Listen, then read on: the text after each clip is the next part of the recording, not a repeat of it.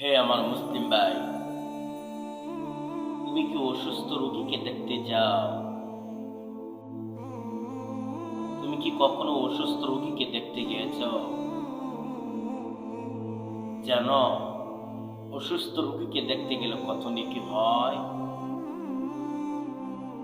অসুস্থ রোগীকে দেখতে গেলে কত নেকি হয় তুমি জানো? আল্লাহর হাবিব মুহাম্মদ সাল্লাল্লাহু আলাইহি ওয়াসাল্লাম বলেছেন, যে ব্যক্তি ফজরের সালাতের পর অসুস্থ রোগীকে দেখতে যাবে, ওই ব্যক্তি অসুস্থ রোগীর ভুলে গিয়ে অসুস্থ রোগীর কাছে গিয়ে পড়বে, লা বা'সা তুফুরু ইনশাআল্লাহ আযহিবিল বাস রাব্বান নাস আশফি আনতা শাফি লা শিফা ইল্লা শিফাউকা শিফা আল্লাহ ইউগাদিরু সাকামা।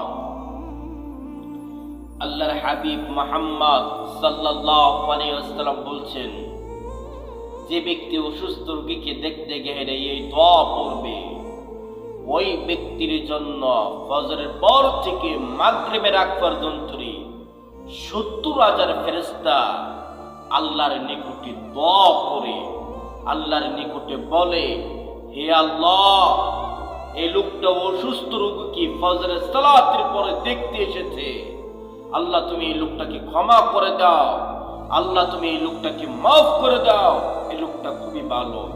এরকম ভাবে ফেরেশতারা আল্লাহর নিকটে দোয়া করে আপনি যদি অসুস্থ রোগীকে দেখতে চান, আমরা অসুস্থ রোগীকে দেখতে যাব এবং অসুস্থ রোগীর সুস্থতা কামনা করব, সুস্থতা হওয়ার জন্য আল্লাহর নিকটে দোয়া করব।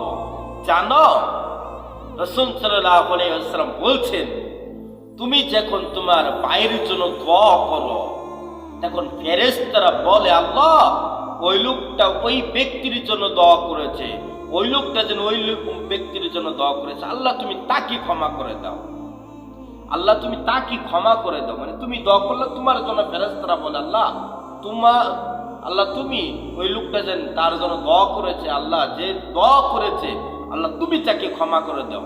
ফেরেশতারা এরকম ভাবে আল্লাহর নিকটে বলে, আল্লাহর নিকটে দোয়া করে।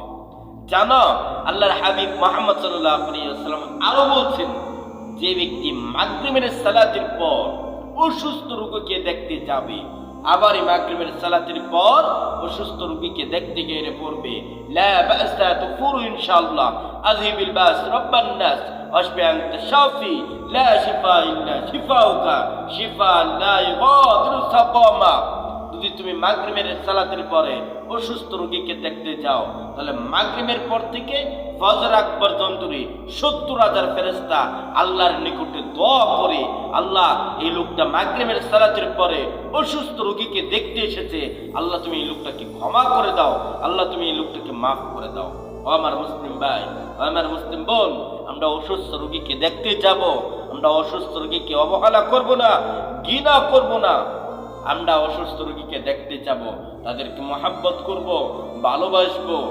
সম্মানিত মুসলিম ভাই, অসুস্থ রোগী যদি আমার পাড়াপড়শি যদি কেউ হয়ে থাকে, তার বাড়িতে যাব, তার কাছে যাব।